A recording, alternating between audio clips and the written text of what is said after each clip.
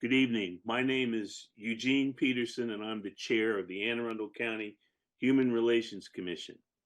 The commission is charged with a basic charge of working to eliminate discrimination and seek to make Anne Arundel County, as both the county executive and the county council have summoned us to be the best place for all. We were given responsibilities when the council passed a housing discrimination package to be the group that addresses alleged complaints of housing discrimination, and they can be put on our website or our web page on the county website. There are forms in English and with a language translator for other languages where people can lodge complaints. We also, through that legislation, have subpoena power, and we have ability to either mediate or call to a meeting both parties, and if resolution is not found at that time of the hearing that we have, not the meeting, but the hearing that we have, then we have the additional ability to assess any fines or remedies that are within the county's jurisdiction to assess. In the past couple of years, we've been given additional responsibility in public discrimination. That means public spaces, restaurants, bars, movie theaters, places where folks have gathered for meetings. People can lodge complaints if they feel that they are victims of alleged discrimination in public accommodations. That's public accommodations. And we're working with the Office of Law to again get appropriate complaint forms, both in English and other languages, on our web page and the county website. Finally, we were given additional responsibility to monitor alleged complaints of employment discrimination. These are complaints that would allege that in the private sector, there are actions that discriminate against individuals in private employment. The public side, the county side, is still monitored by the laws and statutes that govern county employees. So we do not deal with any alleged complaints of discrimination lodged against the county by county employees. That's a separate issue that the Office of Law works on. But in employment discrimination within Anne Arundel County, we are charged with looking at any alleged complaints that come our way. Again, our general charge is to make Anne Arundel County, or help to make Anne Arundel County free of discrimination, bias, and any kind of hate-generated actions, hate crimes, or hate complaints of alleged hate crimes. Okay, now I would like to move to a roll call, and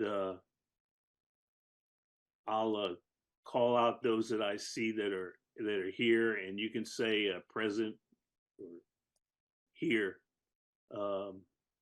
Commissioner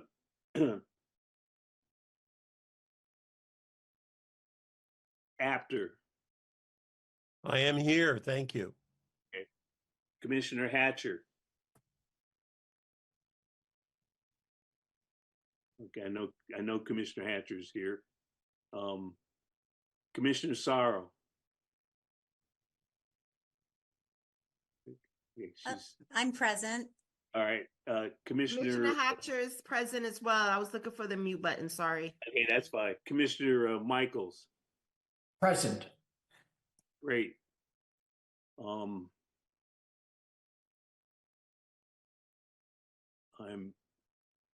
looking for to see if there are any other commissioners that I've missed. Has anybody joined us that I didn't call out?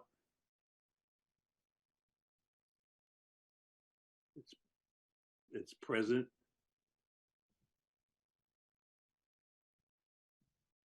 Okay, I don't.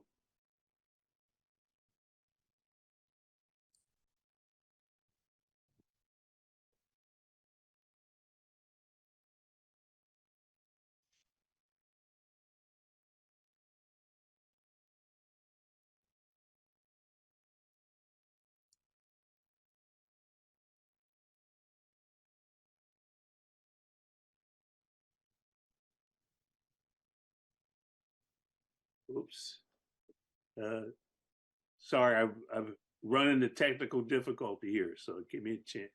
Give me a chance to fix this.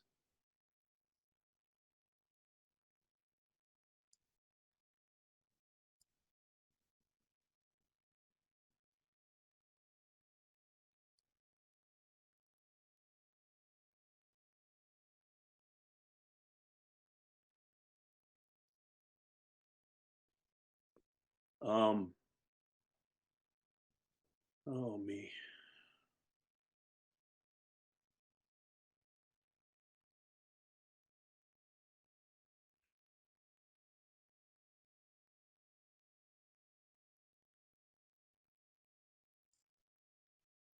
You looking for the agenda, Eugene?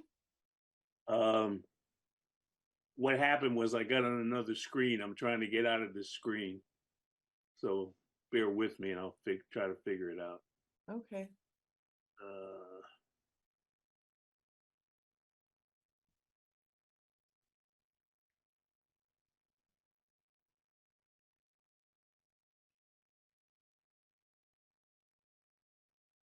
Oh boy.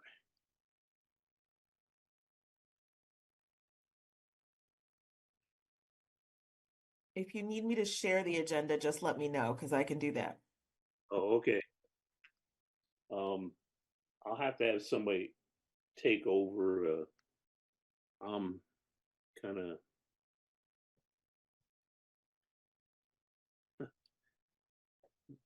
All right. I'm trying to get back to where I was. Okay, here we are. That worked. So I'm wondering if has Dr. Nataf joined us yet? No, would you want me to call him and see what's up? Sure, that would be great. Okay. And we don't have anybody from the school district yet, do we? Yeah, Dr. Gillens is on. Oh, okay. Well, why don't we? Hi, is this Dan? Hi, tis Mark. After we were hoping that you would be joined. No, 6. I'm ready to join you. I just thought I wrote it down as 7. So all right.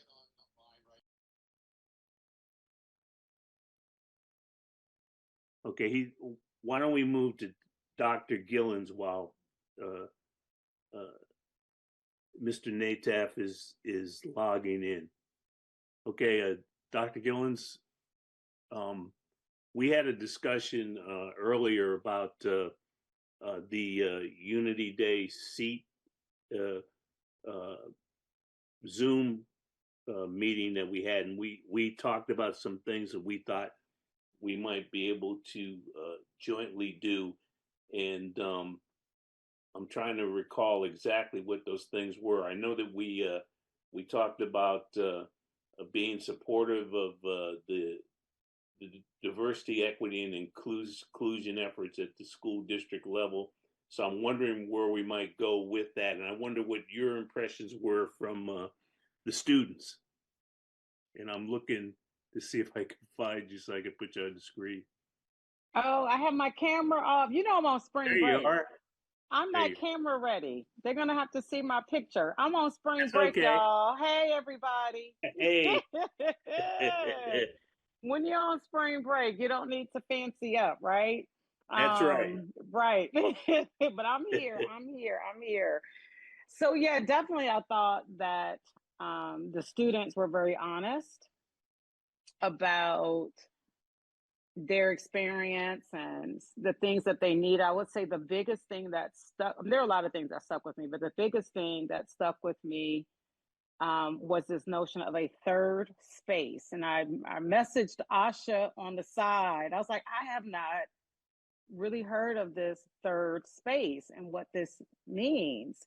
And of course, I start reflecting even on my own self. Like, do I have a third space, in my own personal life? And what does this mean?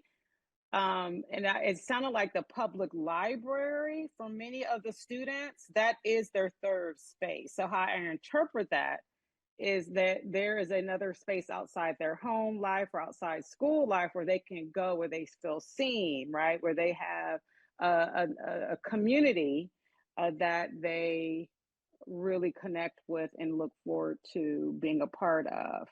So, right. So in my head, it's like, does that look like a more intentional partnership with Anne Arundel County Public Library, which we already have a great partnership with them? But does the conversation sound different, knowing that students see the space as a third space? So that I'm kind of in that aha. I haven't taken any action as far as what a partnership will look like with the school system and the commissioners. I have not thought that through, to be honest with you, as to what a partnership will look like between us. But that's why I'm here. That's why I'm here today, just so if we can have some open dialogue to see what are some possibilities. But the third space really struck me. And of course, book studies, they definitely talked about engaging in some book studies. And we have had community book studies before, so that's not unusual for us to do an all call. And we partnered with the public library, actually.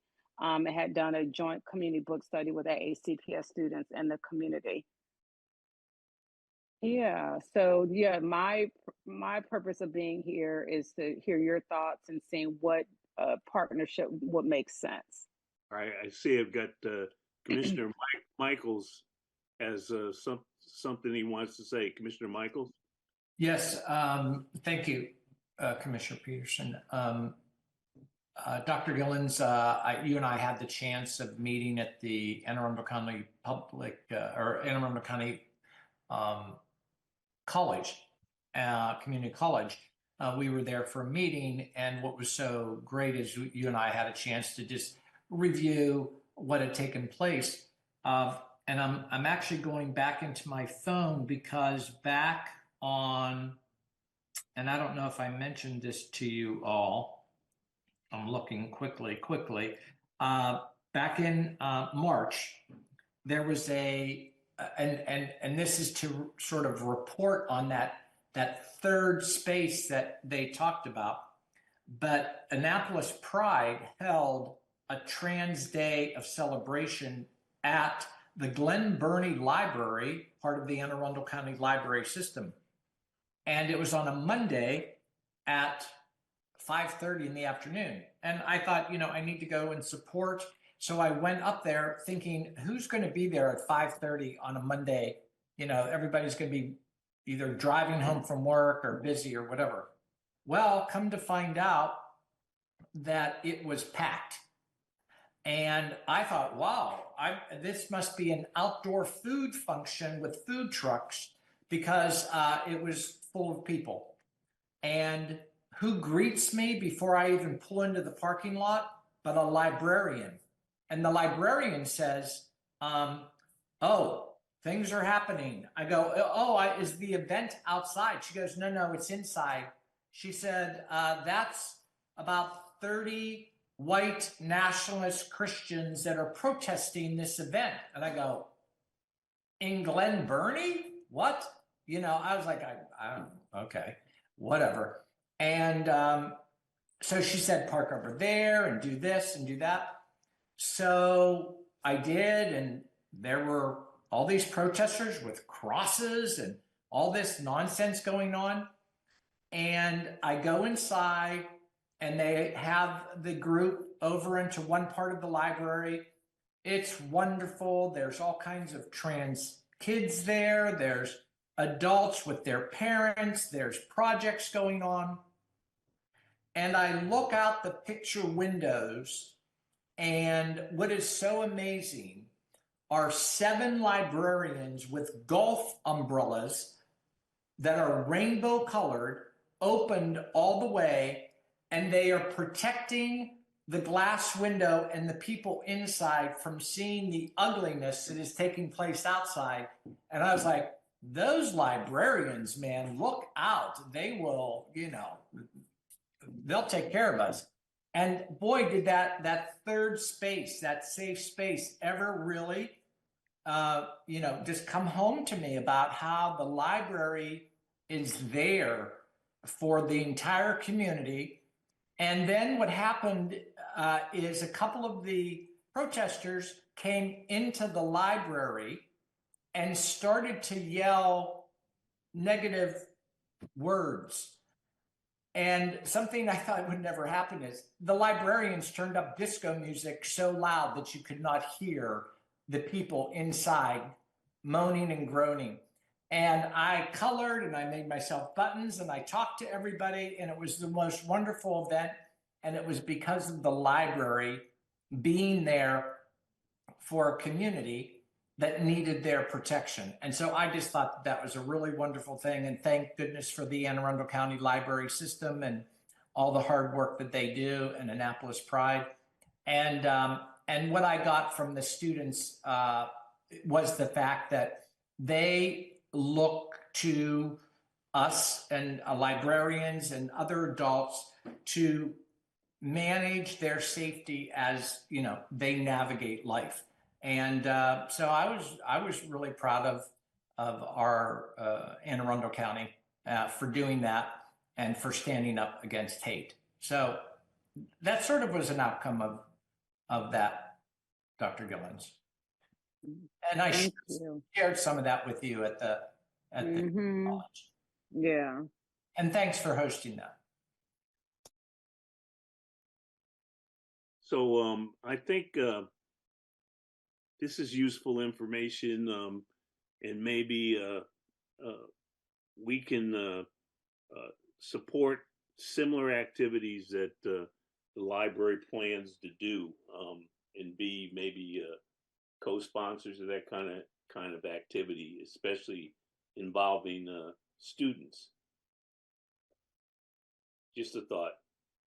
Anybody else have anything to relate to Dr. Gillens? Okay. I can, oh, I'm sorry. Go on, Yep. Lisa. Oh, no, I'm sorry. Go right ahead. I just wanted to say that our survey that was concluded, a couple weeks ago had an extensive review of the library system. And so if you're interested in things the library does, there are both closed-ended questions as well as a long appendices. We had 2,200 people contribute to this.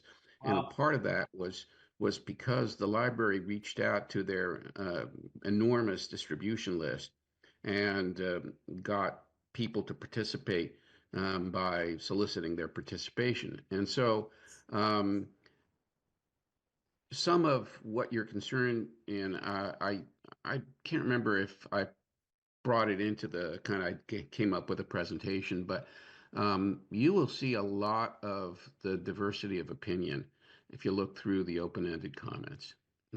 You will absolutely see every possible position on the spectrum is there, and very outspoken in their views. And it will be like I say, it's everywhere on the spectrum. I don't know it makes a difference because it's you saw it, David, at this meeting, but it is impressive to see how many people have points of view about this issue, and they're all over the place. So I simply urge you to go. I don't remember which appendices. There I think 25 appendices of open-ended comments. So there are many, many of them. But I can certainly, if you haven't gotten the link to the survey, I can certainly give it to you, and I can look around to see which appendices have kind of library-oriented comments in them. I would love that report and the link. Yes, thank you. Mm-hmm. And I do want to just add to that. The librarians were respectful for everybody that was on their property or on the county property. So they weren't in disagreement with the protesters, but they were keeping everybody separate. And because there were children involved, I think they were oversensitive and just protecting what was going on inside from outside. So Commissioner Sorrow, you had something that you wanted to say? Yeah, the Anne Arundel County Public Library is just really near and dear to my heart.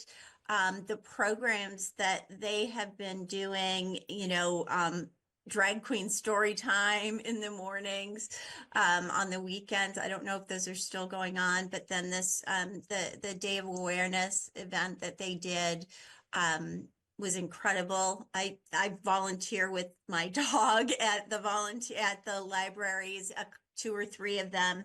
And so I am consistently amazed at their programming, and my takeaway from the talk with the kids was that they really could use these third spaces, that they really appreciate the availability of them.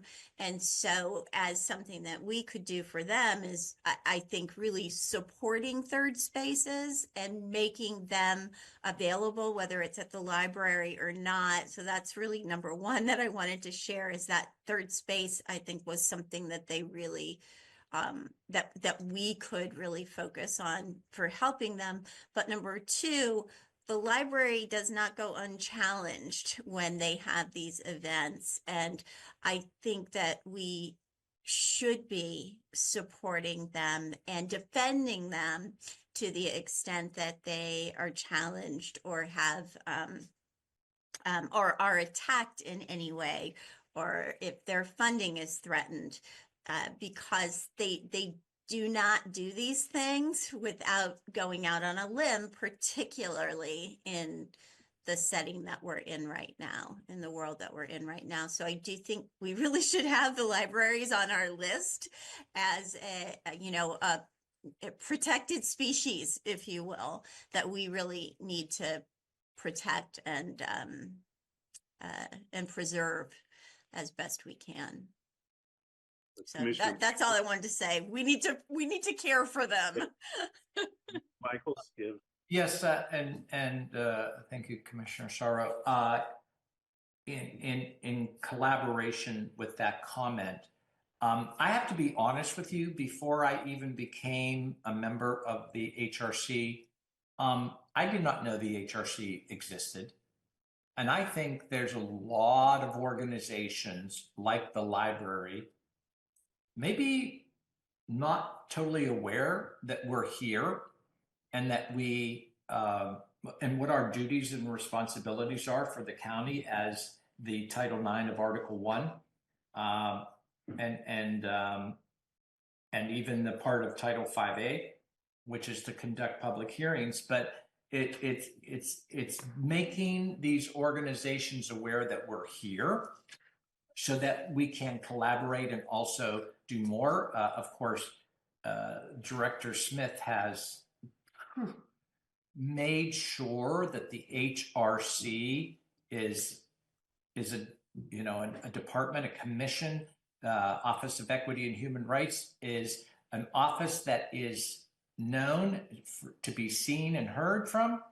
And I just think we need to build on that. That's all. And get the word out to more and more of these kinds of organizations who sometimes think they're in a silo and don't know that we're here to be supportive or helpful in these kinds of areas. And just because of that, and I'm sorry to go on and on, but this year, Annapolis Pride is having their parade on the last day of May. I think it's May 31st. And I was talking with the president, Joe, and he was telling me that they are taking this year even more serious than they have in the past for security. And I think it's something that we might just need to reach out to Annapolis Pride to make them more aware of our existence and possibility of, what our duties and responsibilities are as a commission. Just a thought. Point well taken. Dr. Gillens, again, this discussion is useful, but how do you see our and you haven't thought this out obviously, but have you initially thought of any ways we can continue the Zoom meeting with SEAT, but one of our commissioners asked if we should meet on a other monthly basis with the group. So I guess I'm wondering where you see us fitting in. Yeah, the monthly part will be difficult because as you heard, they have work. They are working. That group of people, are working as far as getting their own school projects together. And what led up to that is we had a consultant to help them even frame their thinking around how to spend the money, what action could be taken in their school, how do you even present a proposal, right? How do you even put a proposal together? So all that took time to do that. So I definitely monthly will not be an option because like I said, Ms. West has her own agenda of topics that she covers. But definitely I don't see maybe like at the beginning of the year, end of the year, a closeout, this would be considered end of the year, and then in the fall to say, hey, what are some new goals, some new partnering that we could do, and which may call for more times to meet. I just don't want to commit her time. She would not appreciate me committing her meeting time. I don't think she's on right now. But I can definitely make a commitment with her to see where her mind is. I can do a summary of our conversation, and what I have down is definitely the third space resonated with everyone, myself and with the HRC. The HRC making a commitment to really letting the public library know that you all are here. You're here to support them. I really like the language of this creating a sense of care. We are people who want to make sure they're whole and together because of the work that they do. You heard with some resistors coming out, and it's really important for them to keep, who they feel supported in their advocacy. So I definitely heard that. And I heard possibly maybe a joint activity or even finding other third spaces, right? I'm thinking of maybe other county areas like your Pitt Moyer, right? Like location wise, is that a possibility? The Severn Center, I don't know. These are county owned facilities. So does it have to be at a public library? Could it be some more creative thinking around other locations? But of course, there's always logistics, because if it's not at the library, then who will be the person to oversee that? And librarians are already there, for their work day. So that's something logistically to think through. Yeah. So right now, my best thinking is taking it back to Miss West, letting her know that I did offer a meeting at the beginning of the year to continue this conversation with the students as to what a partnership could look like. at that meeting, that it wasn't the brainstorming, it was just for you to hear them, right? Hear from them. So that wasn't the purpose of the meeting that you all attended. Even though I think we did try to get to, well, how can we support you? I don't know if we kind of got that far yet with the students because of the time. So, but I know we wanted to try to get to that. I don't think we got to that, but that's okay. You all got to learn a lot about what they're doing and how amazing our young people are in Anne Arundel County. Okay, any other comments, observations from commissioners?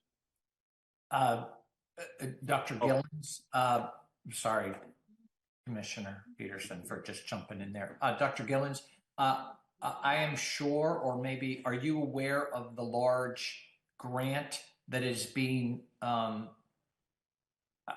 think that the Department of Housing and Community Development that is targeting school systems for, there's a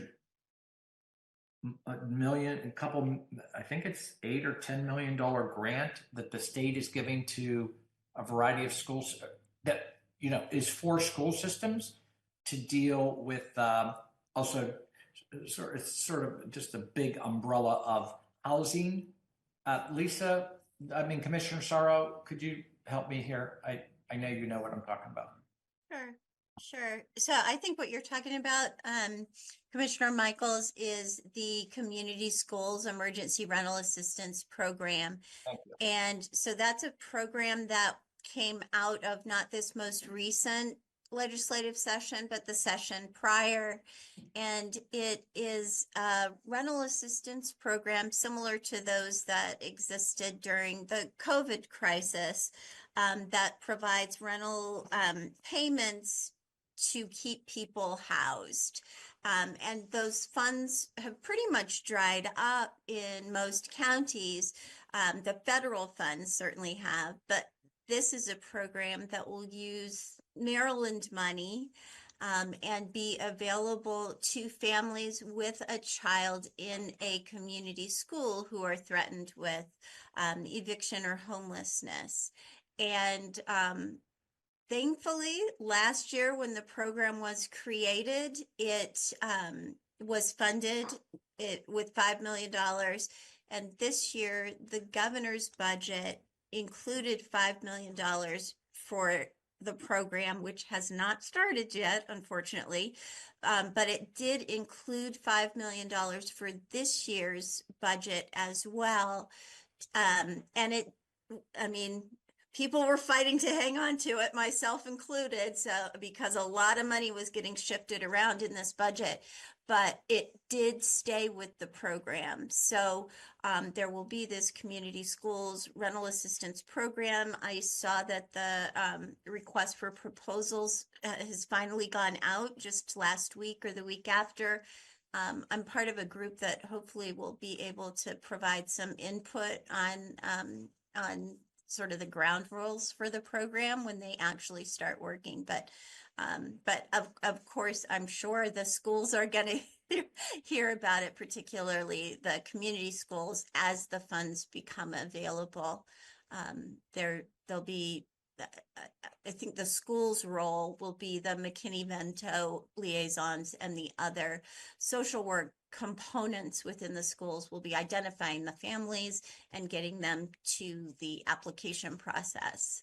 I think, David, that's what you're talking about.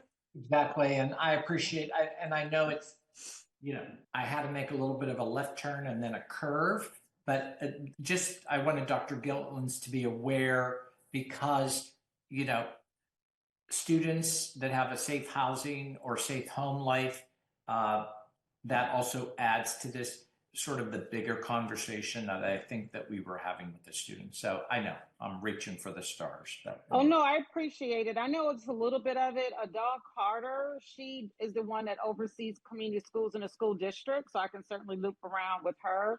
And then Ryan Vogelin, he is our student services, and he oversees McKinney-Vento students who or underneath. I always try to be careful of how I use my language. Yeah. So we would say, students who do not have stable homes who are under McKinsey-Vento. So, yep. Right. And it's Right. Okay. only eight, 7 counties in Baltimore City. That's it. Yeah, they're Not the targeting whole the state. community schools in those counties, and Anne Arundel is one of the counties Yeah. that will be part of this program. And so I know that Dr. Gillens, if you're familiar with Jen LeKay, she's very familiar with this program. And Yes. if y'all are not aware of it yet, it's because it hasn't reached the schools yet, because the program's not set up, but it's coming. And I'm hopeful that it is gonna help the households that really, really need the help. But the one thing I was gonna say, not on this topic, but on another, is perhaps I did not have the impression that the kids in that group would be shy about asking for what they need. And so we certainly don't need to be present. If there's an opportunity for the person who leads that group to talk with them and say, how could the Human Relations Commission help you? Or what could we do for them? That could be helpful as well, instead of us coming back for another meeting and asking them. I got the impression they would probably share that fairly easily if asked. Okay. Commissioner Daydoni? There's the audio. I'm in late for perfect development. But I don't know if we had the opportunity yet to thank Dr. Gillis for the presentation she did on Equity Day, and Dr. Nicola as well, at the community college. They did an extraordinary job. There are times when I am just at peace from being in their presence as they do what they do with the public. It feels less like, oh my gosh, there's no one in charge, to there's someone in charge and they know what they're doing. And you guys did that for us. I'd like to think we can do that for the community as well, but thank you so much. Okay, thank you. Any other comments, questions? Okay, hearing and seeing none, I want to thank Dr. Gillens for having this discussion, and I guess where we'll put it is to be continued, because this is something I think that has potential to be very useful for us in our desire to have diversity, equity, and inclusion front loaded in the county to fight discrimination and hatred. And working with students seems to be important, and especially important in these trying times in the larger context of our community. So want to thank you for that, Dr. Gillens. And if there's nothing else, we can let Dr. Gillens go, and then I would like to go to our presentation from Dan Nataf in talking about the annual community survey and the potential as a tool to understand discrimination and hate bias trends in Anne Arundel County. Dr. Nataf. Thanks for inviting me to this. I guess it was through Mark, and I'm always happy to try to review with the community as a whole some of the findings that our surveys have yielded. Just as quick background, I have been the director of the Center for the Study of Local Issues since 1995, and surveys actually predate my arrival there from about 1980. But over the last 30 years, we've transitioned in various ways from the model that I originally came to, which was really a call center model. We recruited students and We were happy when we got 350 or 400 responses. COVID and the retirement of my assistant kind of colluded to make this the methodology now, based on databases and email solicitations for participation. So as I mentioned, this time we had sort of valid responses included over 2,200 people, which is that's a giant number even for a national survey. And to have that many respondents for just a county survey helps me be confident that we've captured a lot of the diversity of the county. I will say that there are always some propensities among certain people, certain categories of people, to participate far more than others. So just kind of the simple idea is that people who are white, women, well-educated, comfortable in income, those are the predominant participants. If I just looked at male versus female, it's like 60-40 female, and there are a host of other considerations in terms of party affiliation, age, education,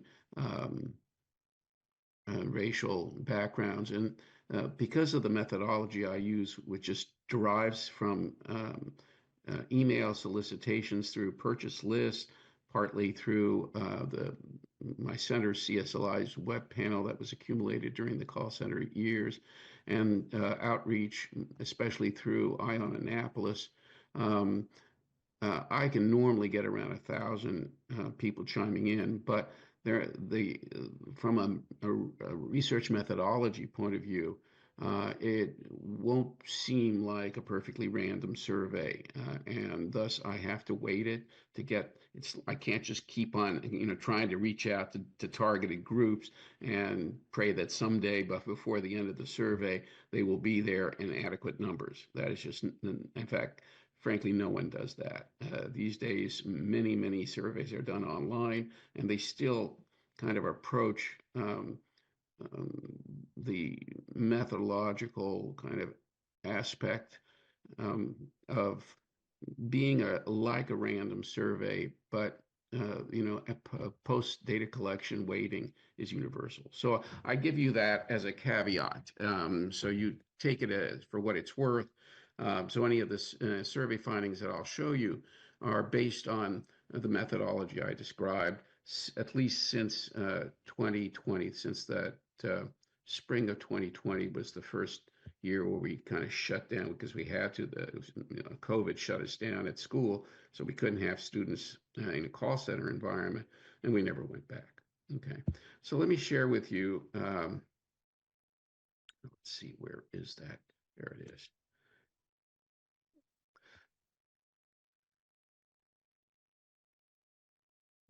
For some reason, my computer is very slow tonight. So this is just a Word document. I didn't do anything fancy in trying to make it into a PowerPoint.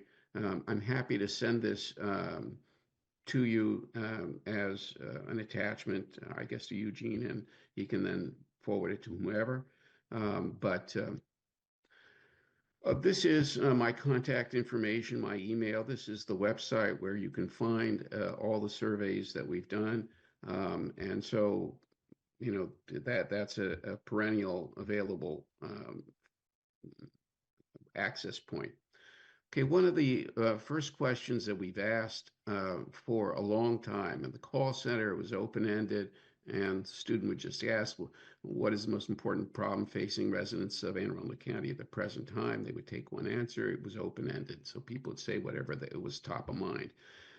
Nowadays, because it's a closed-ended process, it's not closed-ended for every question, but it is one where the respondent views choices. So I don't have this as an open-ended question where they can answer anything. And here what I've done is I've singled out the percentage of people who say, who check off this box. They can choose two. And so you can see that on racism, hate crimes, discrimination, that's the level of priority people place on it, right? So that's kind of it's an objective measure. When you ask, they look at this and they have this as a choice. But when they say, wow, taxes, yeah, I'm really excited about taxes, or crime, really excited about crime, or the economy. I'm really excited about that. So the issue of racism, at least presented in this choice format, does not rank very high. And so you should just, understand that. There are underlying partisan ideological qualities to this. So if I were to cross tab this by party, Democrats would be perhaps double, and Republicans would be at 1 or 2%. Right. Same thing. If I do ask about ideological self-identification. I start from very conservative, somewhat conservative, moderate, somewhat liberal, very liberal, and the same thing will happen. The the moderate kind of position is very similar to the unaffiliated voter. If you look at their numbers and line them up, and unaffiliated voters are almost exactly very consistently at the overall number. So if you see what the overall number, that is the center of gravity for kind of, not strongly partisan voters. All right. If you have questions, just chime in. All right. I'm chiming. Yes, sir. Okay. Could we go back for just a second? Back. Yeah. Uh-huh. Okay. Quick visual Pareto. Eliminating coronavirus because it's no longer as much of an issue. How did coronavirus show up in 25 and in 2025? And congratulations on getting that done. Is down at 1. So what I'm seeing leaping out are the economy and education, and I'm not seeing a clear third. And I recognize that by taking out the coronavirus, we've got a whole lot more votes to distribute. Looking at the 2025 column, it's still those two leaping out, and the closest coming are growth and housing. The two that leap out have to do with the economy, and this is the first time, obviously nothing has happened with the federal government to warrant including that category, but I included it this time, and we got about a quarter of the people saying, checking that box off. So that's sort of like a current issue that is now prominent because of current situations. And I was reading the wrong line. Yeah, this is the mean, right? So it's the average. It's weighted, right? The surveys individually are weighted, but the mean is simply you sum them up, you divide by the n, you get a number, and that's what it is. And so I think I limit it to just these numbers, but I can't absolutely remember because I have a different graph in the report itself that goes for a longer time series, and that's averaged out too, as I recall. But my instinct says that this mean is just for this time series. But like I say here, there was nothing. I mean, why ask the question? Yeah, and so this, again, you're absolutely right in saying that it sucks the air out of other categories. When you get, they can choose two. And I wonder how many people chose these two, as that's another cross stab meant to happen sometime. But it took some out of crime, right? It took a little bit out of the environment. It took a little bit out of education, and on through. But those in particular, if you got to come out 23% that wasn't there last time, so it's got to come out of something. And so that was the headline. I mean, that was my in the press release. I focused on the economy and the restructuration of the structuring of the federal government. There were a lot of questions about that are sort of put in various places. There's really a section that deals with that. I compare federal government, those who say they are federal workers, with the overall sample. I include people who are currently unemployed to see how their views compare to the overall statistics for the sample. And I think that I learned a lot about the exact scale and scope of what is happening in that world. And so again, this isn't my presentation. Yeah, I'm sorry, Dan, to interrupt you real quick. Before, you probably already explained this, but just for my sake, again, the questions, the problem that was posed as a question to the people picked 2, where did those questions come from? I mean, like, who created those? Is this something U.S. wide or no, our region? This question has been These there questions, since all of them. 1980, Yeah. right? So it's been there forever. It's literally been there, for 45 years. And Gotcha. so, like I say, it was open-ended, verbally conveyed when we were doing the call center model. But now, over time, these have always been the major responses, even when it was open-ended, and verbally conveyed.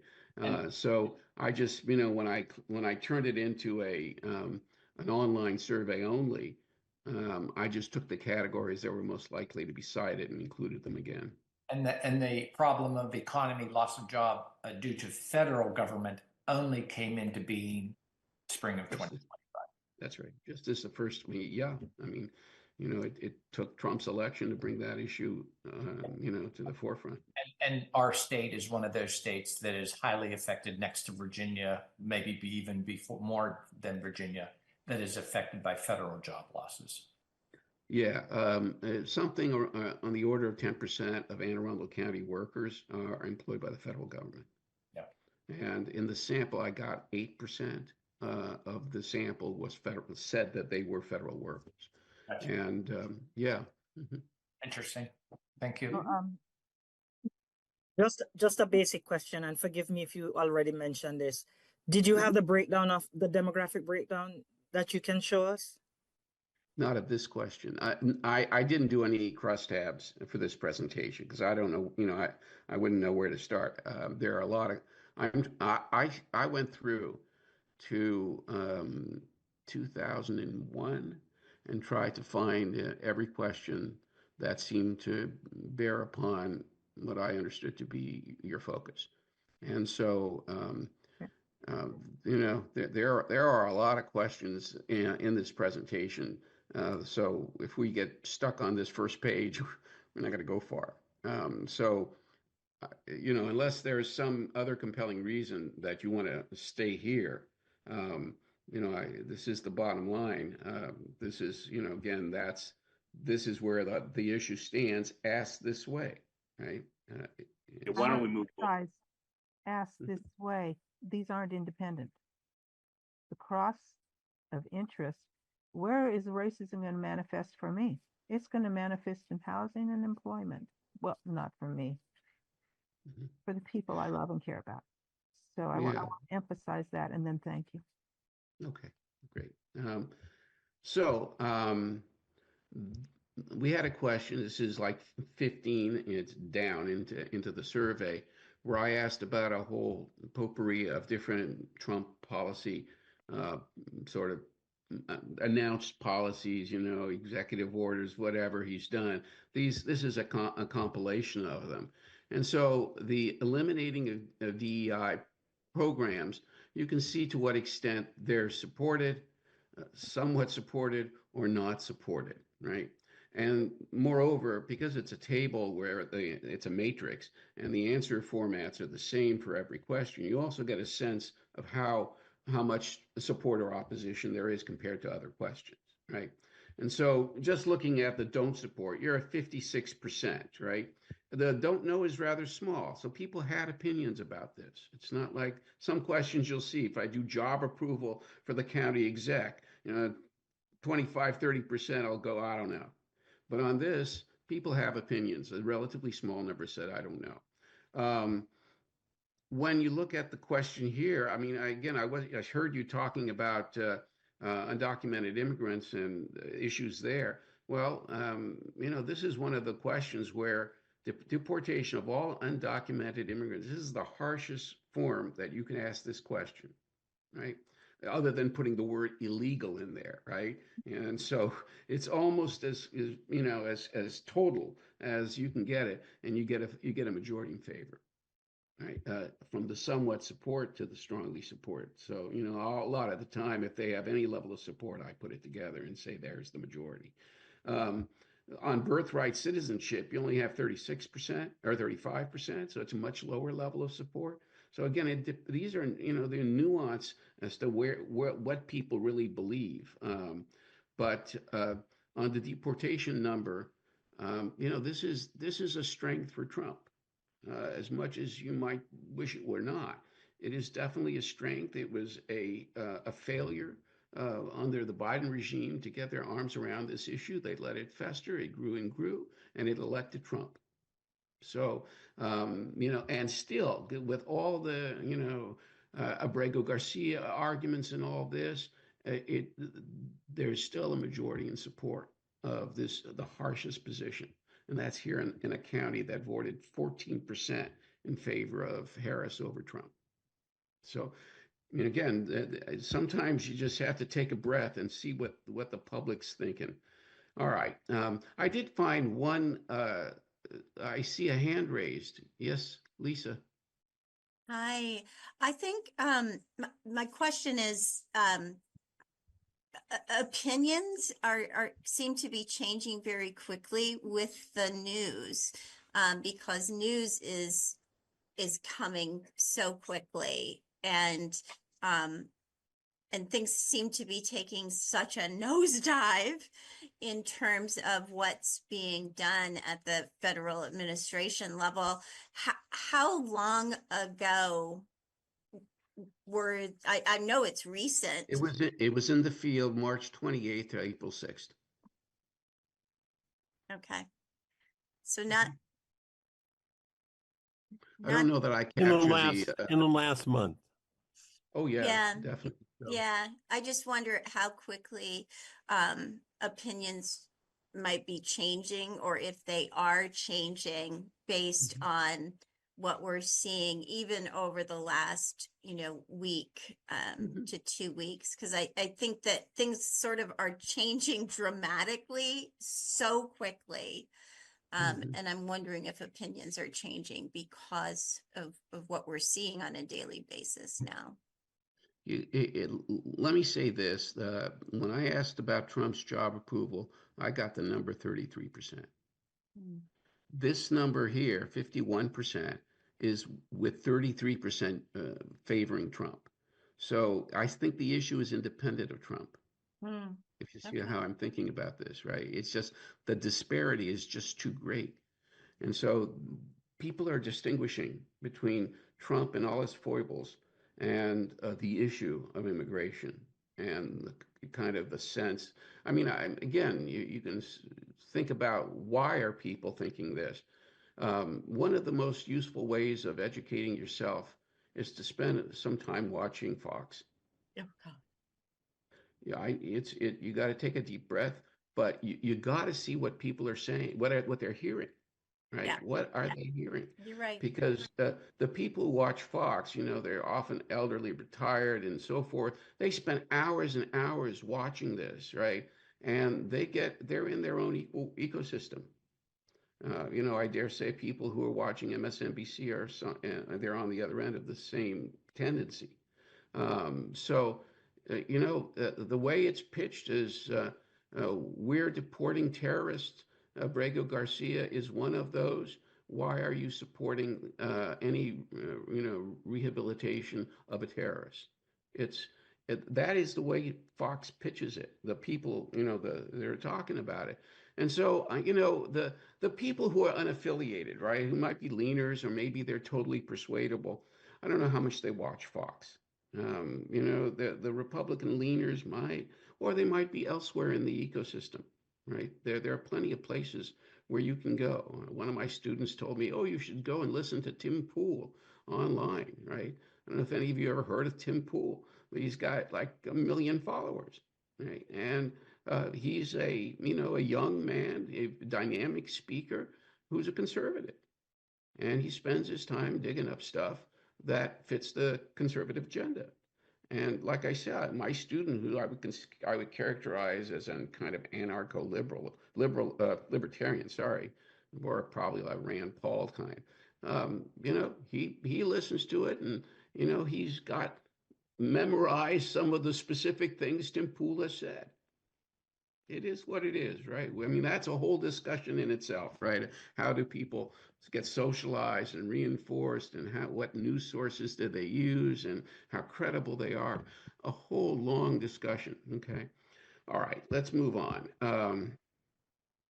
So one of the things that I thought about when I was looking at the library section in terms of closed-ended questions is that the idea that the libraries could broaden their scope of service to include things that look kind of like, this would be something done by a department of government rather than at the library. One of the things that they are considering in terms of future services is this social service component. And so that was, it was supported. It was like, what is that, 59%, or at least somewhat important. So that's pretty good in terms of a possible direction. It was more supported than, say, the Library of Things, right, which is another pitch that the library makes about things it could do in the future, ukuleles and fishing poles, right? And that isn't, that's at 40% here. It's not kind of somebody's first goal. In fact, this number is the highest of all, right? If you could get like business services of some sort, get your passport and licenses, just, be like a government agency issuing all this stuff. People like that. They see value in that. Here's a couple of questions about immigrants. Again, about the Yeah. issue. First one is it has to do here with whether or not local jurisdictions can enter into agreements with ICE to detain immigrants on behalf. There isn't a majority here because there are a lot of people who say, I don't know what you're talking about. The plurality says maintain current arrangements prohibiting cooperation, change the law to allow it. It's a 10-point difference. It's kind of close enough that I could see politically it going sort of a jump ball. And so, yeah.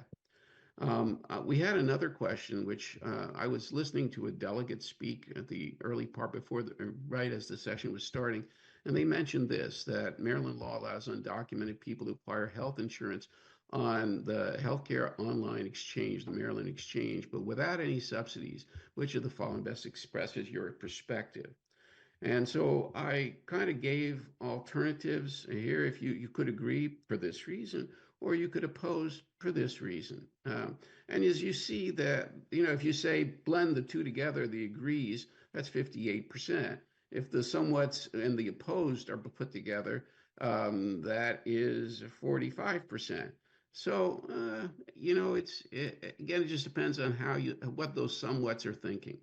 And whenever there is an appendix, that there is a compilation of open-ended comments, and you can, I put this out in 1 week. It's 470 pages long, and about 120 pages are charts and graphs and original writing. And so I cannot go and break down the open-ended questions even using ChatGPT or something like that. Just don't have the time. And it would be even more useful to kind of play out the partisan divisions, kind of sort it by partisanship and kind of cross-tag, copy one column, put it in ChatGPT and take the other column, and then it sorts it all out and you can see, but I haven't had the time to do that. Okay. From last fall, so this is 6 months ago, we asked a bunch of questions about factors that were important to people in terms of jobs or a new job, how attractive each of these components were. All right. And so you can see that what drives people's job decision is financial compensation and benefits, right? That sort of, yeah, I guess I knew that. And then other things down here are less usually pressing. So this is in the 70 to 80 range. Being part of a team that is diverse and inclusive is in the 45 range. It's in the middle 40s. So again, it's lower than everything else other than allowing me to remote work. So people, they don't, if you add the two, varying somewhat, okay, that's a 77. That's pretty good. But if you just say to yourself, how important is it really? It ranks near the bottom. So there you have that. again, 6 months ago, I asked, because we were this before the election, what issue, in terms of level important for issues which are, that are top of mind, which ones are important to you?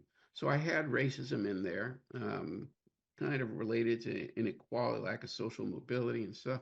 But anyway, again, when you look at it, the evolution of the issue from 6 months before that, from a year ago today, there was some movement in terms of where it stood in the hierarchy, and it was, kind of down at the bottom. It was less in the bottom. It kind of moved to the middle. And, if to say, well, it's near crime, that makes it pretty important. But sometimes, just sample issues, and I kind of want to, unless there is something clear that happened, if there was a George Floyd event between one survey and another, you would expect a lot of movement. I don't think there was between spring and fall of last year. So maybe that's a little statistical, mirage, but it gives you some general sense of where it is. All right, here's the spring 24. I asked a question, and I don't know if, this is greatly interesting, but I was curious about how people, what identities how strong their group identities were. And so I offered a series of possible choices as to the identity that they felt, how strongly they felt that identity was. And so the people, again, if they gave a high number, then that identity as a family member, in this case, loaded up high. Race and ethnicity was, not that high. It was lower than class, but it was higher than class, but lower than everything other than sexual orientation. And here you can see the ideological quad. This is a crosstab, and just sticking with race and ethnicity, you notice that there really isn't any difference. It all homogenizes, so it is not an ideologically determined identity.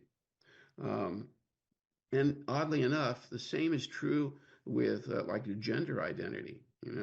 The conservatives, they know they're men, and whatever it is the liberals think they are, they're sure of that too, right? That the level of intensity of identification is the same in both cases. So it's not very, it's not really related to an ideological stance or self-ID.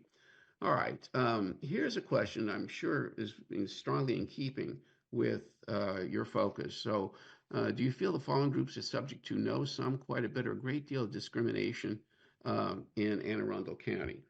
And so this is these are the results for the overall sample. When we look at, I think I probably put great and quite a bit together. I'd have to look back on things as it gets back in time. I can't always remember what decisions I made. But what's important is both the absolute value and the hierarchy. So in terms of people's perceptions of discriminated groups, African Americans and transgendered people are at the top of the list. Right? And interesting, I put people with criminal backgrounds. That's almost as high. And so, you wouldn't, possibly you wouldn't think of them as a group subject to discrimination, although, again, if you know anything about their lives, you'd know that's 100% true. Women were, somewhere in the middle, I would say.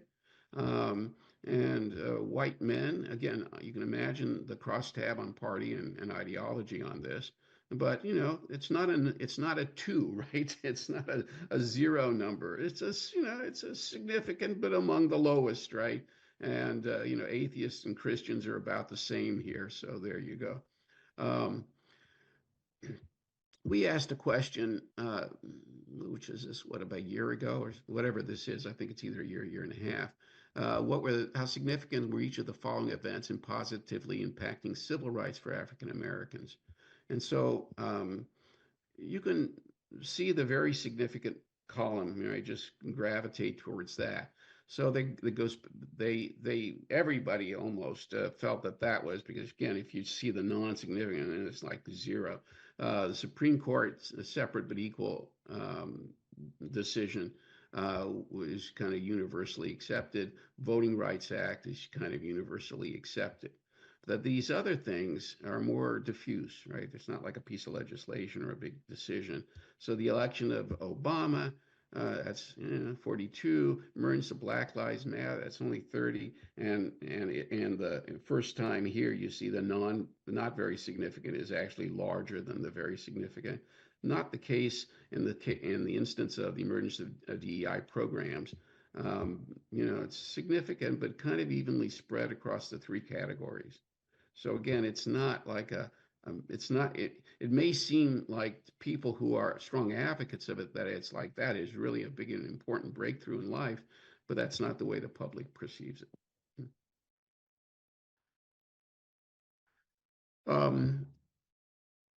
So here we asked, again, the top of mind question, and you can see here, that was where racism was. I kind of showed it to you on that other graph. It's like below affordable housing. That's where it ranked back then. This was spring of 24. So here we're at fall of 23, and if I'm running out of time, just tell me, because this is page 7 of 37. So, I know that we're not going to have the patience to go through all this, and this is why I say I'll send it to Eugene and he can forward it. But back in fall of 23, I asked about banning books dealing with gender identity or sexual orientation, as well as the history of slavery. And here you can see, how concerned are you about this banning of books? So 40 and 50% said that they were very concerned. And clearly, the banning of books dealing with the history of slavery sounds like it consolidates support more than the issue, anything having to do with gender identity or sexual orientation. You can even compare the not concerned at all. In other words, I don't care about this. That's much higher, twice as high compared to the issue of slavery and whitewashing that. So, some things are in their same bucket, but they're not of the same intensity. And that's what I think this shows you. Yeah. We asked this again in spring of 23 as a separate question. How serious are these issues, like focused on race relations and slavery? I didn't hear it. I got to watch how I say things. A question also been raised about whether certain reading materials are not age appropriate. And so again, what you're getting is about 49% saying it's at least somewhat serious. Let's say 44% saying not really serious. Pretty evenly divided, right? Here's a question: do you have any African American or LGBTQ friends? Most people did. Right? So I guess I should have broken that off. Sometimes I consolidate because the survey is getting too long. Here's another question, which the answer categories are not consistent with the phrasing, but I'll explain. How would you rate the racial diversity of your neighborhood on a 1 to 100 scale, with 100 being very diverse and 1 not being diverse at all? What I did is I broke that down into 4 categories, right? Taking kind of 0 to 25, 25, 50, and so forth. And so people who said not diverse at all were 27%, very, very diverse, 20%. The majority were somewhat or not diverse. That's their perception of diversity at the neighborhood level, right? And then I asked a question that survey focused a lot on housing. And so I asked, thinking about your personal circumstances, if you were to improve your housing or community, rate the importance of each of the items. So a more diverse community, very important. It was 28%.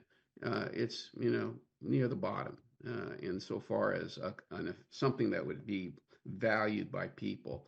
Again, if we had time, we could cross-tab this and see how it varies by, race and age, and you name the demographic. But it definitely rates among the lowest. You can see the non-very important is 35, second to only more square footage, right? So it's that. Here's a question where we asked about historians. I solicited their input. They provided this question saying, in last century, some communities had a color line which concentrated minorities such as African Americans in certain neighborhoods and prevented from moving into white communities for financial social reasons. How common is this concentration of minorities in certain areas within our county these days, right? And so we get 56% saying vary or somewhat, right, with a fairly large I don't know group here. So, to some extent, and the perception, this is highly partisan. Republicans will say that they'll gravitate to minimize segregation, the perception of segregation. Liberals will accentuate the perception of segregation. So that's a factor that will affect things. How much time do I have? Does anyone have a sense of this? I mean, am I 2 minutes or 5 minutes or I don't know. You got about 5 to 7 minutes. Okay, that's fine. Well, again, if you have a question about any of this, I'm happy to try to engage you. So this question says, back in fall of 22, how well do you think the county has dealt with the following budget and economic issues, better, same, or worse? So two of these seem kind of related. Certainly reducing poverty and homelessness, gotten better. Absolutely. In fact, this was a time series, no change, right? In fact, all these are basically very consistent. So hardly anybody believes that much progress is being made on this.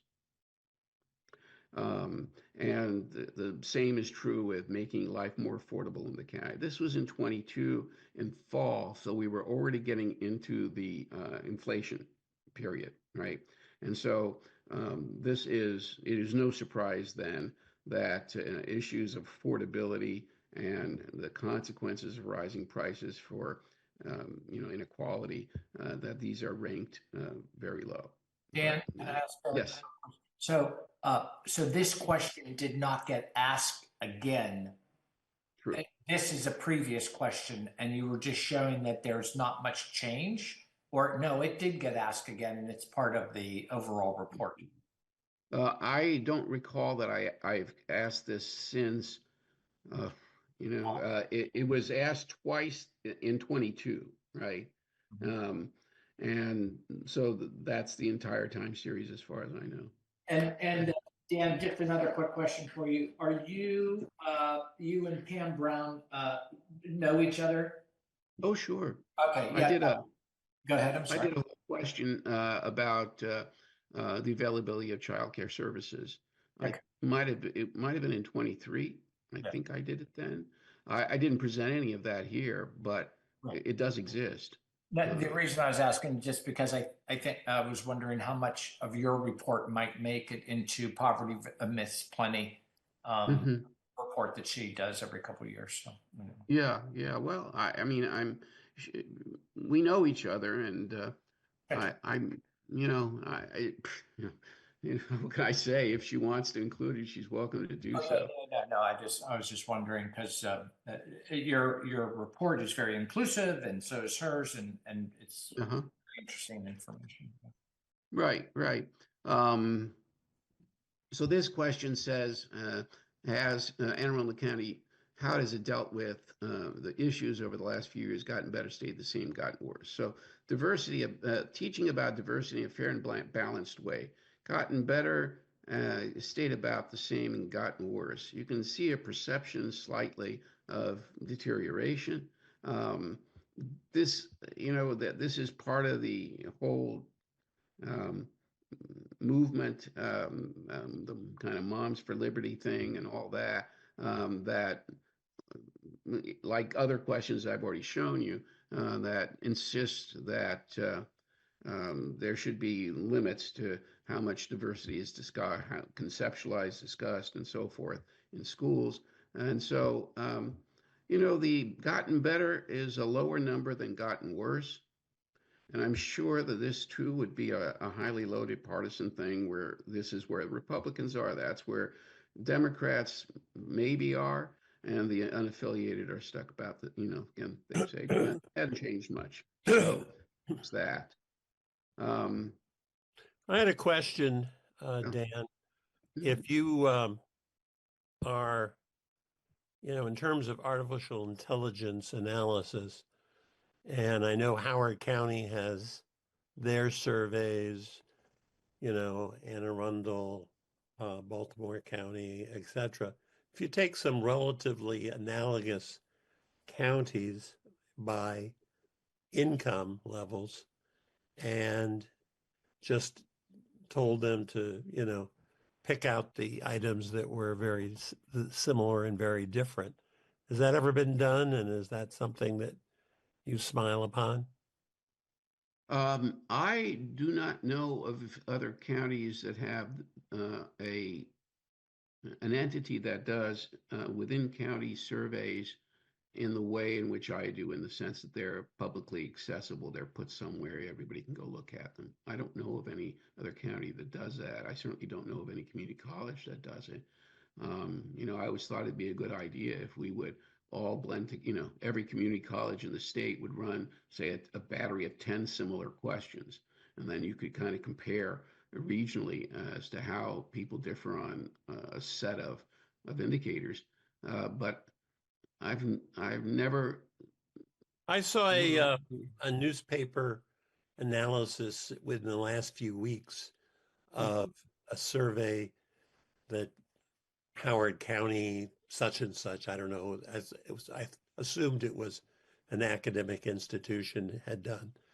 And I'm assuming that it's public information, but you're basically saying that there aren't other entities doing surveys in other jurisdictions that are open and public and easily accessible? There are none that I know of. The Institute for Politics at UNBC. Yeah, that's the one I saw. Mila Kromer is the person who runs that. She used to do the Goucher poll. And for reasons that I don't know, she wanted to leave Goucher. And so she runs the same poll she was doing at Goucher now from UNBC. But that is a statewide poll. And so it's not focused. Statewide polls, maybe, they get 1,000 respondents. That's, like Pat Gonzalez, he might get 800, 900, or Opinion Works, that they might do the same.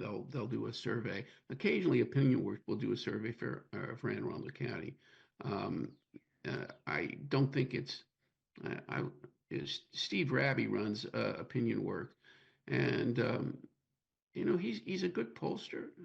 So when he does stuff for the county as the unit, would trust whatever he came up with, but he doesn't do it regularly.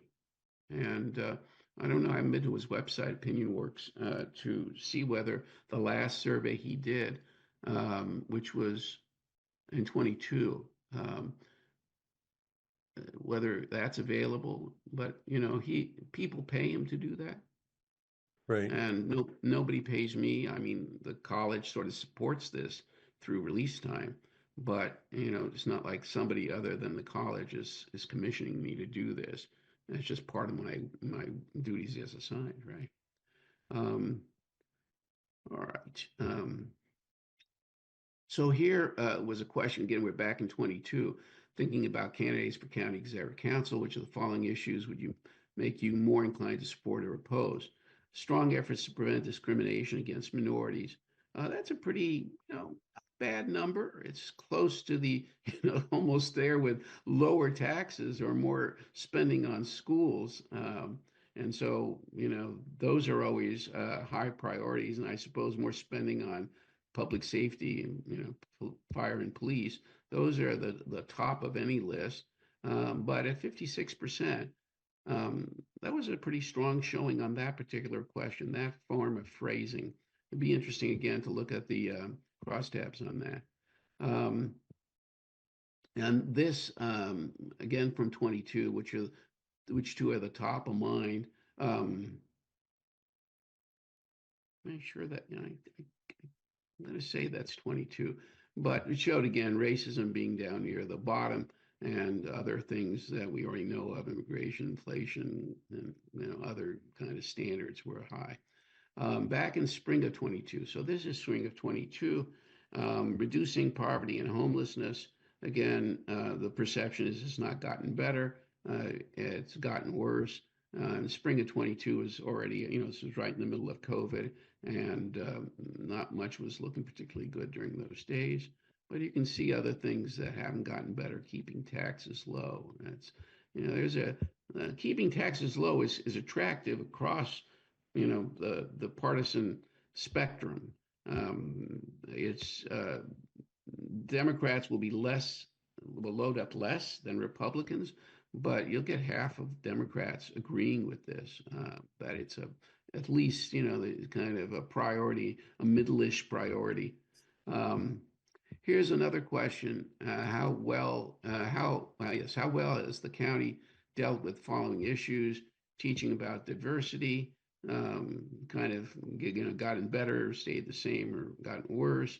This gotten worse, slightly higher. Ensuring police respect for all citizens, staying about the same as absolute majority there, with pretty much the same number on either too extreme. That was. It's among the highest ones here on police. I think this is the survey where I did a lot of stuff about police. Yeah.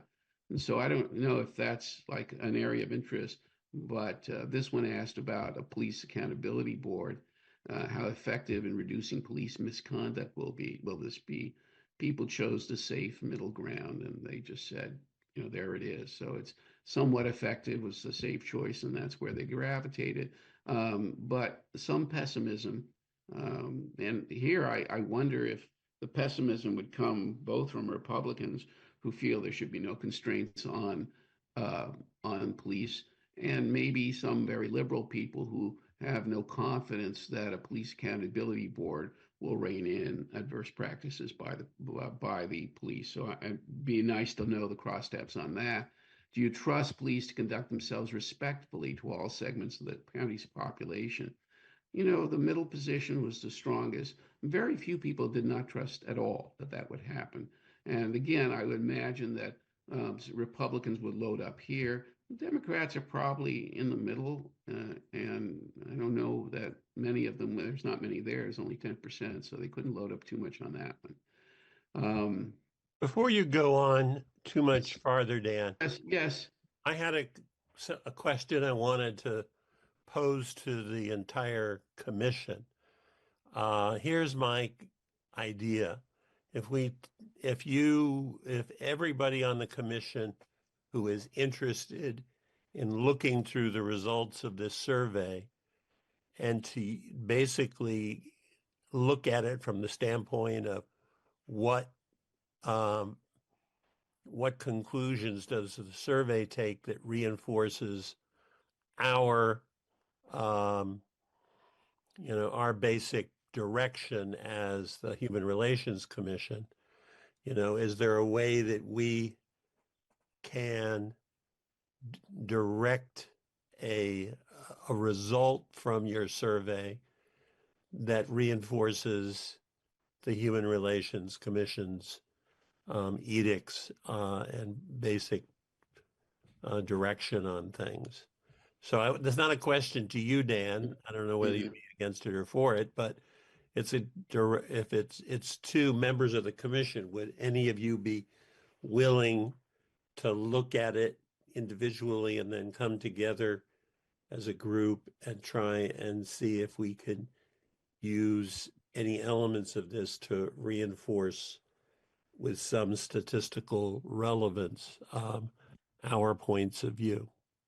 Mark, Mary Dodoni here. Absolutely. I'm listening to all this, and part of what I'm hearing is Dr. Nadoff providing an interpretation and understanding based on the years of doing this.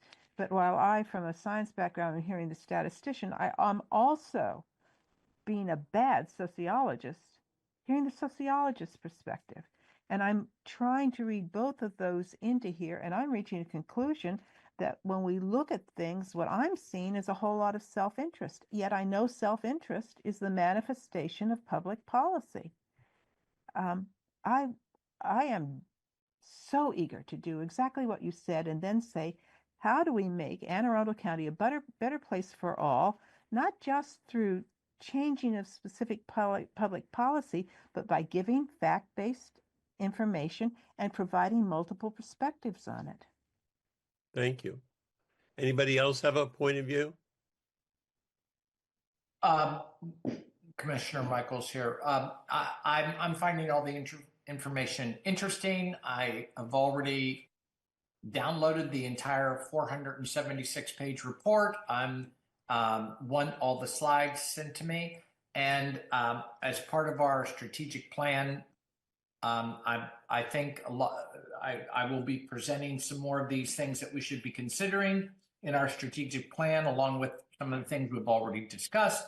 And I feel input from the commissioners, especially those that have these backgrounds in sociology and science and so on and so forth, and legal. I think we need this perspective so that we can, I hope, improve upon the work that we are to be doing.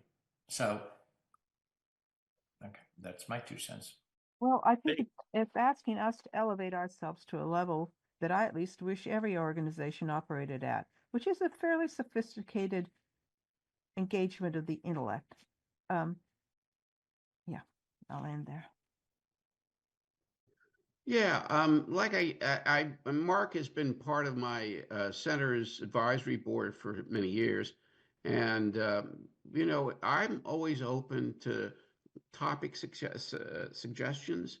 What I'm basically doing here is showing you how this issue has been broached in lots of different angles and ways over time. And so, you know, you wouldn't be forced to stay to one model or one exact question format. And I ask for topics more than exact questions because I need to have editorial discretion as to how the question is worded.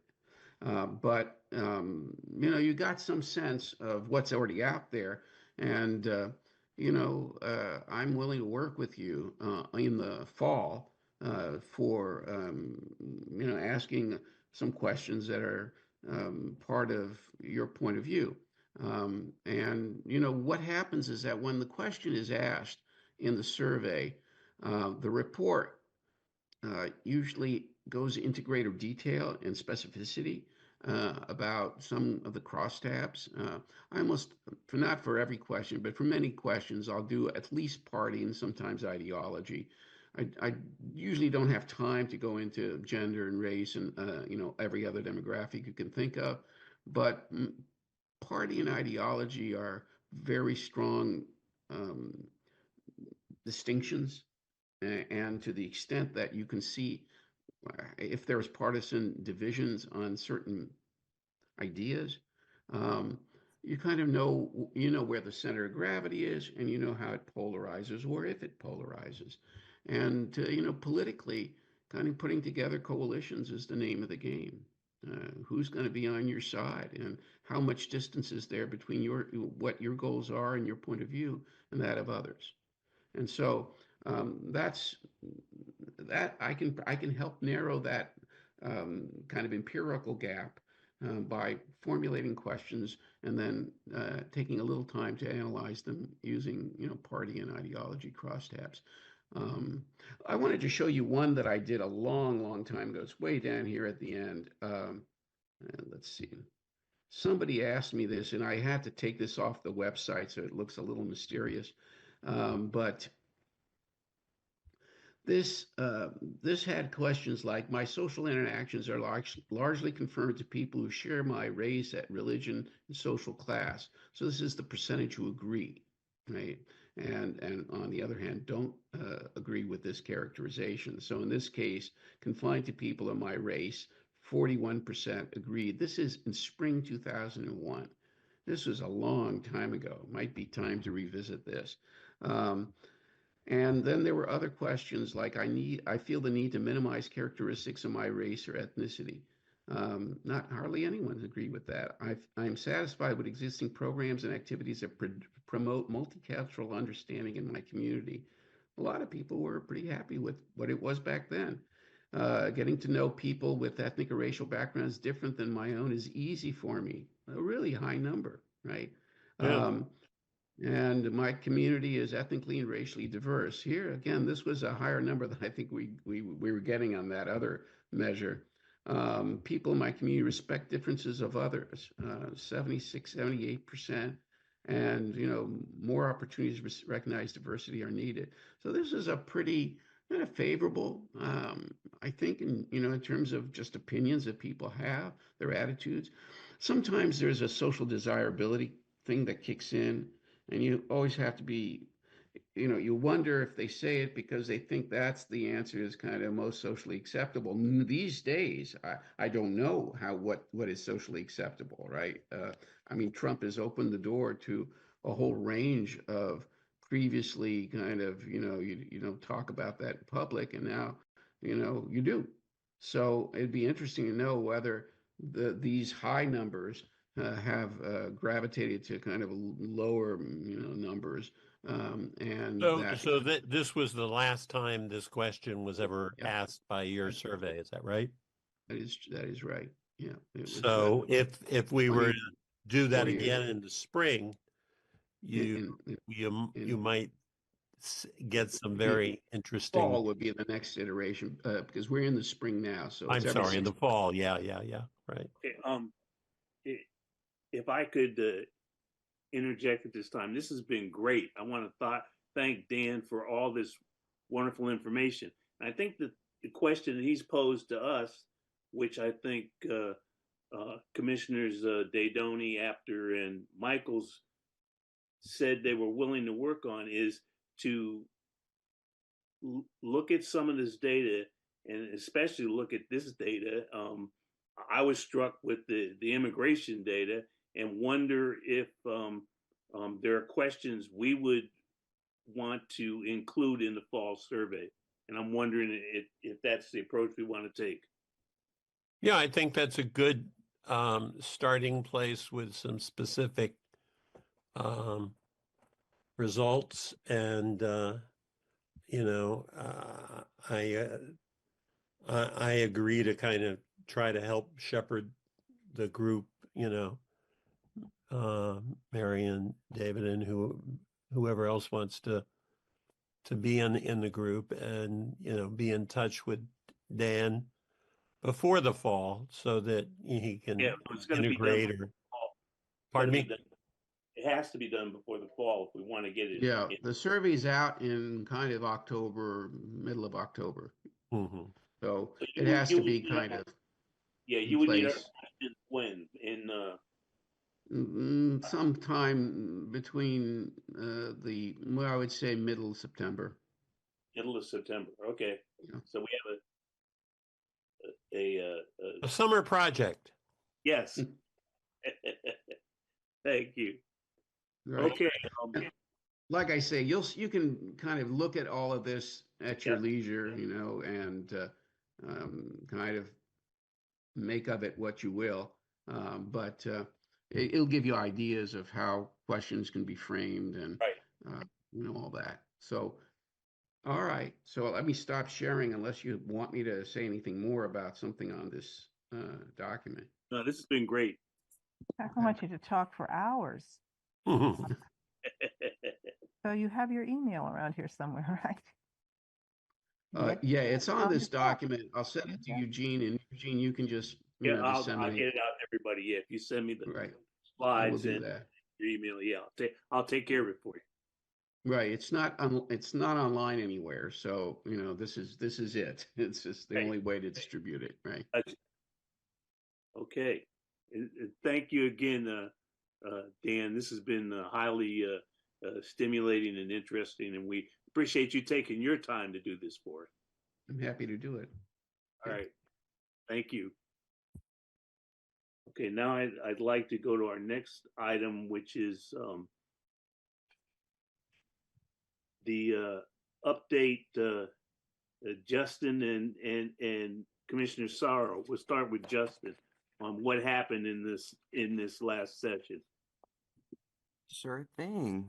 So thank you so much, commissioners. I really appreciate your time and attention this evening and the past couple of months that I've been working with the commission. As you all are aware, the 2025 legislative session has concluded. The 90-day session ended on April 7th, Monday, April 7th, which is known as Sine Die. And just to summarize that there were bills passed that we were tracking that are now on the governor's desk for his signature, and there are also bills that we were tracking that unfortunately were held in committee. So I'd like to highlight some high priority bills and share their final status. And again, I'd like to thank the commission's cadence and attention to the bills that were tracked throughout session and so on forth. So I'd like to begin with some fair housing bills. There are 12 bills in total. I'm going to highlight for you all. The rest bills are still on the finalized bill tracking document, which I'm sure you all have in your emails respectively. If anyone needs me to send a link to them again specifically, please feel free to reach out to me. I will drop my email in the chat before we head out this evening.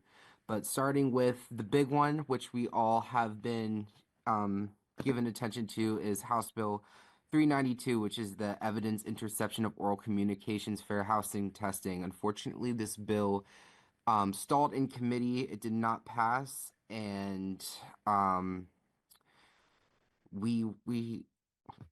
me, the Senate passed the bill onto the House for first reading, and this is where the bill stalled. And to my understanding, when this bill was introduced in the House last year, it stalled in the same committee. So, unfortunate news. I know the commission was hoping for this bill to pass. Another bill that unfortunately failed was Senate Bill 651 and House Bill 709, which is landlord-tenant residential leases and holdover tendencies, which is local good cause termination, local good cause eviction. This bill was held in committee and did not pass the both chambers. The bill did not leave the Senate due to amendments being passed through the Judicial Proceedings Committee. Another bill that did pass was the Real Property Landlord-Tenant Procedures for Failure to Pay Rent, Breach of Lease, and Tenant Holding Over Tenant Possessions Recovery Act, which was cross-filed by Senate Bill 442. This bill did pass with amendments and has been forwarded to the governor's office for a bill signing. Another fair housing bill of interest that did pass is Senate Bill 891, Land Use and Real Property Accessory Dwelling Units, Requirements and Prohibitions. This bill did pass both chambers and is on the governor's desk for a signature. And then finally, in the fair housing realm, a bill that did not pass was an Anne Arundel, specifically an Anne Arundel County related bill, actions to repossess for failure to pay rent summons. This was the bill that involved the please pardon me, requiring the District Court of Anne Arundel County in an action to repossess for failure to pay rent to send a copy for the court summons to the defendant by first-class mail for the summons to be served on the tenant, assignee, or subtenant by a private process server retained by the landlord, prohibiting the court from directing its summons to a constable or sheriff of the county. The bill was held in committee and did not cross over. And that was for the fair housing bills of interest that we had. And then I would like to cross over to... Hey, Justin. Hey, what was that last one that did not pass? That was the county. What was it? Was House Bill 1531, and that was actions to repossess for failure to pay rent summons. Thanks. No problem. House Bill 783 passed health operations and structural racism training. The bill passed both chambers and is on to the governor's desk to sign. House Bill 1473 passed. state government's equal access to public services for individuals with limited English proficiency and individuals with disabilities. This bill has passed and is on the governor's desk for signature.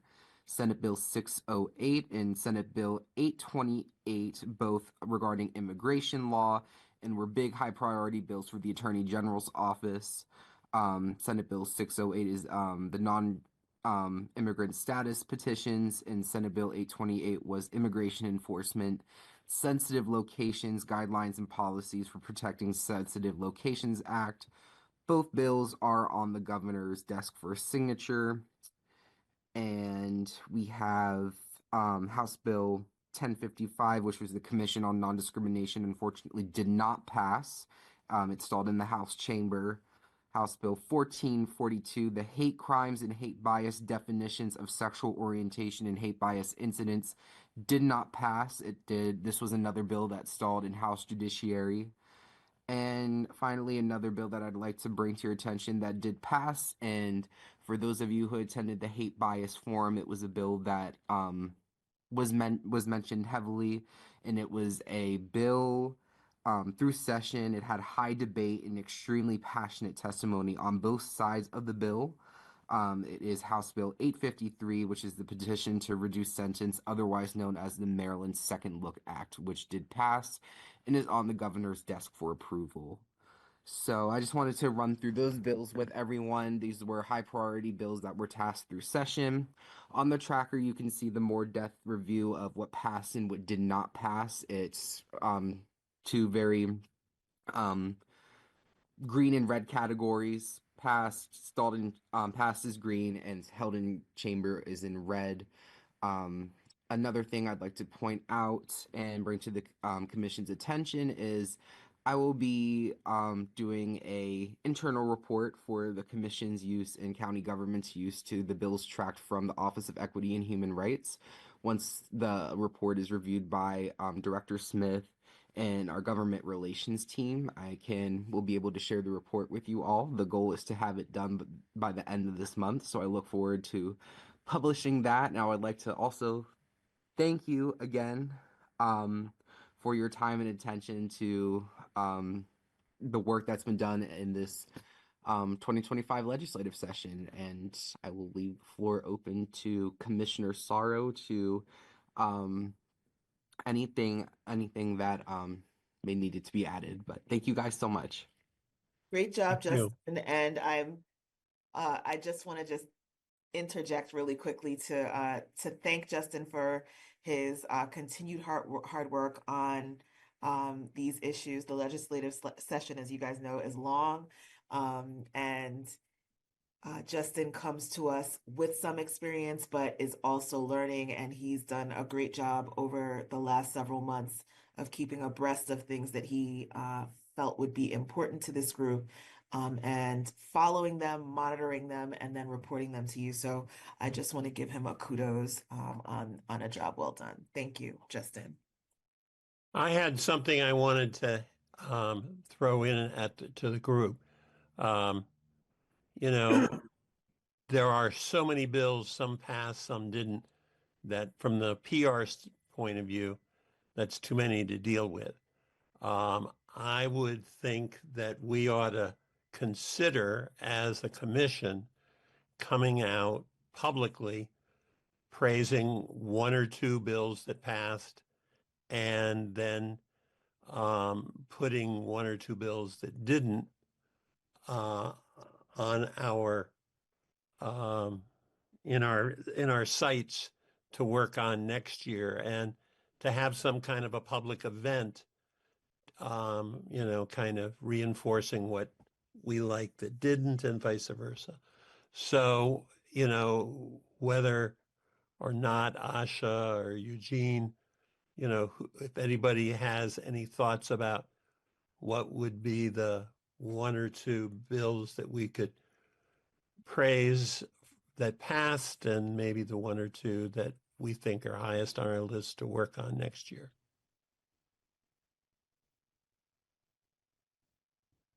Director? I have a suggestion. about a way that could be accomplished. And thank you, Commissioner Apter, for that suggestion. If the commission wants to focus on a couple wins and a couple things to work on for next session, we could send you the list that Justin just reviewed, maybe in a SurveyMonkey format or something like that. And you guys could vote for the ones that you think individually. You could vote for the ones that you think sort of have the most promise for next time, the ones you were most excited about for this time. We could bring the results back to the full commission, and then you could kind of do it together as a group, so that you could whittle it down maybe to a total of 4. Mary, please. That's just one suggestion. Thank you very much. I've been calling you Director Smith today. I think. Thank you, Director Smith. Mark, I recognize, Commissioner Apter, I recognize the idea of highlighting those things that get attention, especially from a PR perspective. I've also thinking about a sort of a summary. So I'm going to be looking for commonalities across what passed and what didn't pass. And frankly, what I heard as a commonality was the Judiciary Committee. I'm political enough that I'm going to start looking at votes. And Now, judicial I'm not going to take it proceedings. here. I'm not going to take it here. But Yeah. tying it to what we've heard before, people embody an internal social narrative. And I want to see if I can understand better what the internal social narrative might be that leads to rejection of some bills, and again, particularly that immigration bill, and the acceptance of others that on the surface seem more contentious to this biased individual.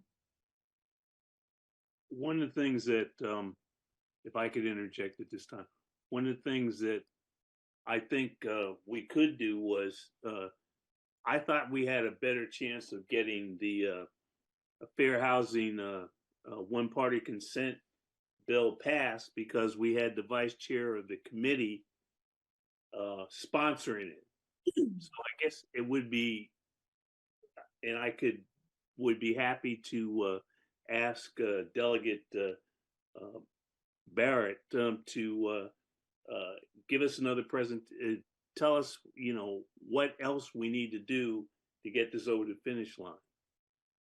I'd be happy to see if she'd be willing to come and talk to the commission on that and what happened. Well, it's politics, and I don't think you're going to get a very honest answer in a public forum like this meeting. I think it's wise to do that, but initially, I think it's wise to do it with and one person talking to another person who has insight. I absolutely agree with you, Commissioner Apter, especially if we as individuals outside this commission have a strong passion for a bill. I think the responsibility for this commission might lie in, I think, what I mentioned earlier, helping people see additional narratives, especially with as Dr. Natoff said earlier, one group of people are watching MSNBC, the other group are watching Fox News, and they're both spun up to the max. How do we broaden the public discourse? Educating is part of our responsibility. How do we enable people to be free of the manipulation of press and bias? Okay, Justin? Thank you. Thank you, Chair Peterson. I would also just like to, as far as House Bill 392 and Senate Bill 107, which was the fair housing testing bill, that was definitely a big priority for the commission. When attending the committee sessions, the big commonality with that specific subject was precedent, and it was on both sides of the aisle in judicial proceedings and on JPR and House Judiciary was that there said it would be setting a precedent, and then there's precedent out there, and that was the biggest point of like debate in committee when they were mentioning amendments and everything of such. So the big argument surrounding that bill was precedent and what kind of tone they want to set for other bills that judicial proceedings and House Judiciary may be um, are slated to take on. So I just wanted to put that piece in there that was the very big commonality when attending those sessions was precedent. Right, and that would be precedent in Maryland because there is precedent in almost all of the other states to do exactly what this bill would have done. So that was certainly a stated concern, but well, I'll leave it at that. A precedent. There is certainly precedent both in the federal law federal law and state law throughout the rest of the country for what this bill would have done. I wanted to just really quickly follow up on the Tenant Possessions Recovery Act, which no longer includes possessions or recovery of possessions. That's the bill that would have required advance notice of an eviction date of 14 days, and then at least 10 days of time for tenants to recover their possessions. The recovery period was stricken completely from that bill, and the notice time was reduced to 6 days in the state statute, with permission given to counties to extend that period to 14 days advance notice or reduce it down to 4 days. So it is not a Possessions Recovery Act anymore. It's sort of a weak notice bill. And how many days is that, at least Commissioner Shar? How many days now? 7? Yeah, the bill as passed, it's 6 days. And it allows counties to reduce that amount to 4 days, as low as 4 days, and extend it as high as 14 days. And there is no reclamation period. However, it does specifically say that counties can provide additional tenant protections, which I would imagine many counties are going to want to do so that they don't end up being in the same boat that Baltimore City was in, losing a lawsuit for wrongful loss of property during an eviction. So that's still an option. It's just going to have to be a county by county push. And I know we're out of time, Commissioner. No, it's fine. It's fine. It's fine. Yeah. We will soldier on here. At this point in time, I think given the input that I've had, what I will do initially is I will call Delegate Bartlett and have a meeting with Delegate Bartlett and pose the questions about where we go from here with the concerns about precedent with limiting one-party consent only to oral conversations, not email or any of that stuff. That would help with fair housing discrimination and fair housing discrimination practices. So I will do that. I'll give her office a call and set up a meeting. And then I'll see where we go from there, whether she thinks she would want to come and talk to the commission about the issues surrounding this.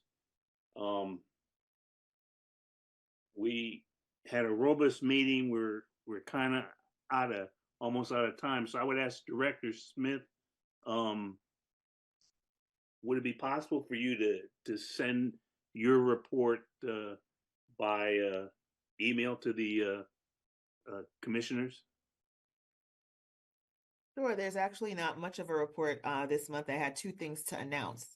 Okay. And so just very quickly, I will say that in terms of the Shepherd Bird program, Nikki retained a data analyst who is going to be supporting the ongoing analysis of the hate crime data. She'll be working in collaboration with the police. And so that's happening. That woman was onboarded today, and we're happy to have her. In addition to that, we are hosting a series of community conversations. Each of them, they're not organized by councilmanic district. However, there is a conversation sort of in each part of the county, north, south, east, west, and middle. And so we just want to encourage commissioners to please utilize your networks to publicize these events. The purpose of these conversations is to get feedback from the public, to engage in conversation about what they feel their prospects are in Anne Arundel County. How do they feel about their ability to attain wealth, to be healthy, to be safe? How do they feel about their access to the resources in the county? We want to hear back from folks. And so we'd ask you in your capacity as commissioners to please share the flyer with your networks. We'll send it out to this group again in case you don't have it. The next one is going to be held at Deal Library, which is in the southern part of the county. Please let everybody know. Oh, Chanel just popped it into the chat. Thank you, Chanel. Please let everybody know. Please register and come out in support for these important discussions. Thank you. All right.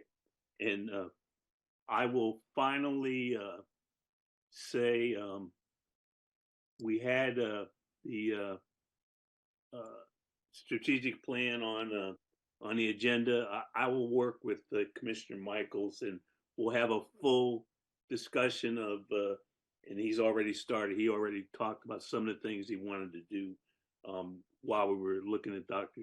Nataf's presentation. Commissioner Michaels and I will get together, and we'll have a full report at our next meeting. Sounds good. I did send some information out to, I thought, the Strategic Planning Committee email. I don't know if anybody got it on Wednesday.